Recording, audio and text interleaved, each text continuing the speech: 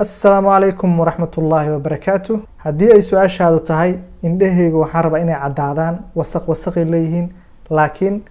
wax cilada ma qabaan way caafimaad qabaan laakiin waxa raba inay indhahayga cadaadan hadii aad su'aashaada midaas tahay muuqaalkan waa muuqaalka raadinaysay daawasho wacan mar kale waa aniga Dr. Xiyaa ugu barteen muuqaalada ku saabsan indhaha iyo aragga muuqaalka maanta wuxuu ku saabsan yahay 5 arimood oo indhahaaga aad ku cadeyn kartid su'aasha ah indhahayga waxa raba inay cadaadaan waa su'aasha ugu badan oo la soo weydiiyay sidoo kale aan aad ugu soo daahay laakiin muuqaalkan ayaan rabaa inaad kaga bogatiin insha Allah haddii indhahaaga xaalad gooni ay qabaan muuqaal ku saabsan arintan waxaad ka heli kartaa muuqaaladeen hore oo ciwaankiisu yahay ka takhallus indho gaduudka muuqaalkaas marka hore soo daawo kadib waxaad u imaataa muuqaalka arinta koowaad ah in uu jirkaaga helo vitamin C kugu filan midaas oo inta badan aad ka heli kartid qudaarta sida karootada liimaha noocyada kala duwan waxay ku siinaa vitamin C midaas oo ka saacideyso sunta ku jirto beerka in ay ka nadiifiso taas oo door muhiim ah ka ciyaarto in indhahaaga cadaadaan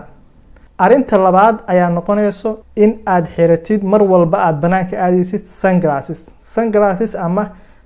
muraayadaha cadceeda ka difaacayo waxay ka difaacayaan hilbaha indhaha ka soo bax sidoo kale gaduudka oo meesha cad u yeesho in ay ka hortagaan sidoo kale hadii mar walba aad joogtaysid indhahaaga inay mar walba indha cadaan noqdaan ay door muhiim ah ka ciyaarayaan arinta saddexaad ayaa noqonayso biyo badan inaad cabtid 8 koob oo maalintii markaad cabtid waxay ka saacidayaan indhahaaga inay cadaadaan marka waa muhiim mar walba hadii indhahaaga ay casaan yihiin oo kale aad rabtid qaab natural ah in indhahaaga cadaadaan biyo cabistaada inay badato arinta afaraad ayaa noqonayso in hurdo kugu filan aad heshid 7 ilaa 8 saac habeenkii aad ka seexatid waxay door muhiim ah ka ciyaaraysaa sidoo kale in indhahaaga ay noqdaan indha ifaayo oo cadaan ah oo daal aan lahayn arinta ugu dambayso oo shanaad ayaa qaadashada aad qaadanaysid maadooyinka leh sokorta in ay aad u yareysid tusaale ahaan hadii waxyaabaha aad cunaysid oo kale ama aad cabaysid aad sokorta ugu badan tahay in aad iska jartid hadii indhahaaga casaan yihiin ama guduud oo yihiin kadib markii aad jartid waxay hadana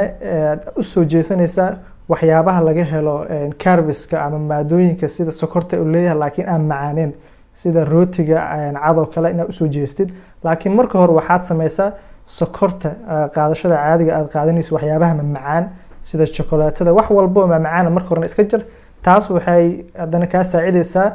in aad u soo jeesid waxyaabaha aan macaanka ahayn laakiin sokorta leh marka intaas aad dhameysidna waxay door muhiim ah ka ciyaaraysaa indhahaaga qaab natural ah inay u cadaadaan shantan arimood aan soo sheegnay waxay door muhiim ah ka ciyaarayaan indhahaaga inay cadaadaan hadii aad muuqaalkan ka hesho like saar sidoo kale asxaabtaada la wadaag si ay ugu faa'iideystaan hadii aad markii ugu horeyso muuqaaladan daawatid subscribe saar gambaleelkana saaro si aad u heshid muuqaalo quseeyo caafimaadka indhaha iyo aragga waxaan idin rajay caafimaad iyo indho